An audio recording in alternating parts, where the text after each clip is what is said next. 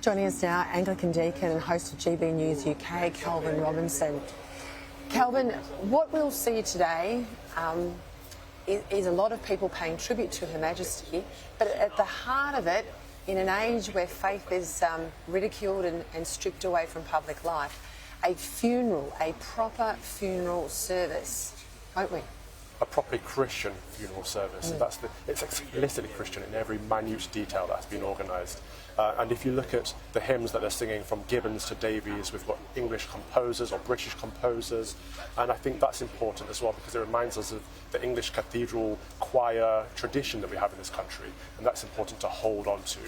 And then we've got readings from the Prime Minister and the General Secretary of the Commonwealth, therefore emphasising not just the British nature of this funeral, but the worldwide, global Commonwealth nature of this funeral. I think that is what the Queen's death is bringing, unity amongst the British people and the Commonwealth. Let's speak to some of the texts, some of the readings, some of the hymns. What do they mean? Well, the first piece of text is the most important piece. It's a quote from John, quoting Jesus Christ when he says, "I am the resurrection and the life, and all who believe in me, even if you die, will live." And that's our hope in the resurrection. That's our hope that there is a life to come. And then we'll have the bidding, where we pray for the late Queen, but also for the Church and her people, in hope that we all are resurrected on the last day. And then we'll have some wonderful readings and some wonderful songs, but then we'll end with a commendation, where we entrust the late Majesty to Christ, to God, in his mercy. And I think there's something beautiful about the whole service. It starts from prayer and ends in prayer. That beautiful hymn, "The Lord is my shepherd," Psalm 23, it was at her father's funeral. It was at her wedding, a moment of great joy to the love of her life, Prince Philip. And here again, it will be there. Those sorts of repeated moments in someone's life, there's a lot of comfort in that. Yeah, the kind of symmetry of it all. Even the organ, the Harrison organ in Westminster Abbey, was put there for her father's coronation. So the symmetry of the whole life, from her father down to her late Majesty, and the connection they have to the Abbey, and the music, the choral Anglican tradition, all of it is just so beautiful. But I can't help but think about the suburban experience, which is the same thing, which is this is the place where your kids will be baptised, this is the place where you may well have been married, this is the place where you may well have buried a parent. And as a person who's not of faith but has deep respect for it, no contempt whatsoever, I certainly just think, like I'm sure many people are, back to their grandparents and back to the time that those buildings changed their meaning. They changed their meaning from happy occasions to more sombre occasions. Yeah. And it does change your concept of what those things are. Absolutely. Forever. Well, the church used to be, the parish church used to be the hub of the community. It's a place where you actually experience true diversity. People of different ages, different classes, all coming together because they happen to live in the same place. I think that's important. It's something we may have lost in our larger cities, but you're right, in the urban areas, it's still how people maintain their link to each other through the faith. There's been a bit of debate in the British Parliament amongst the MPs. Should she be known as Elizabeth the Great, which was put there by Boris Johnson out in his remarks? Others are saying, no, it should be Elizabeth the Faithful. I sort of favour Elizabeth the Good. I mean, in every part of her life there was such a... Yeah, and it's a bit more accessible.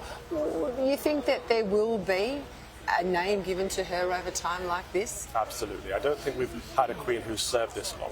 I don't think we've had a monarch who's made such an impact since Queen Victoria. And we remember the Victorian era as a marker in our history, and we'll have the same with the Elizabethan era, or the second Elizabethan era. I think Elizabeth the Great is going to stick because Boris Johnson has that effect. Once he makes a statement, it kind of sticks. But I do like Elizabeth the Good because she did try to live a good life, a good Christian life.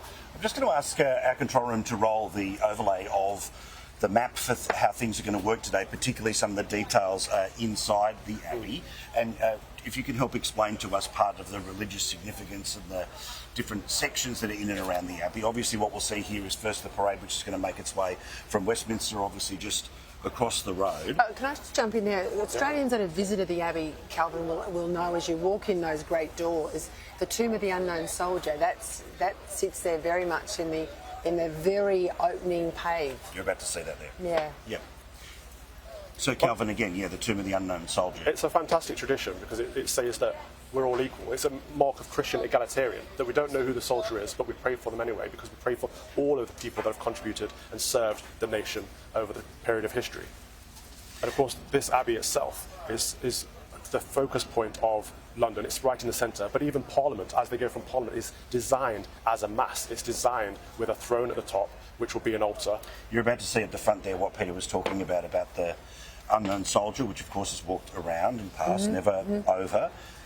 So talk us through what we're seeing here about what the different parts people are going to see with the nave. So the nave itself, if you look up in the nave, you'll see it looks very much like a ship, and that's by design because it's a reminder of Noah's Ark, and it's a reminder of God's covenant with his people, that he is here for us and will no longer flood us.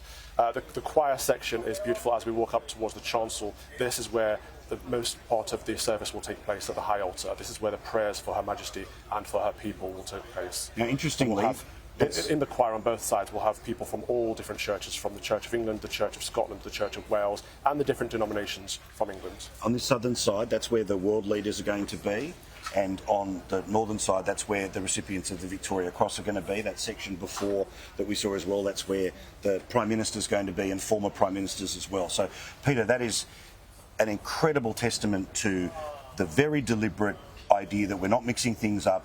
World leaders in one section, people who've served in the other, people who are the current service of the democracy of a non-interventionist monarch. These are beautiful moments.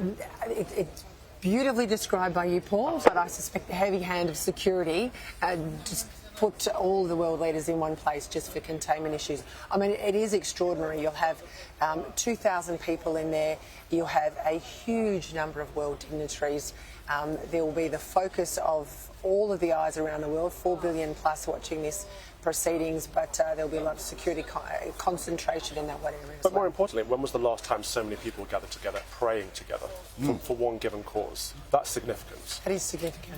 Well, also that idea, as we talked about before, that you're going to have a very significant number of people all doing so and all doing so at one particular time. Calvin, thank you very much for the conversation, for the education in faith, and I'm slowly picking up the details off the wonderful Peter Credlock. God bless you both.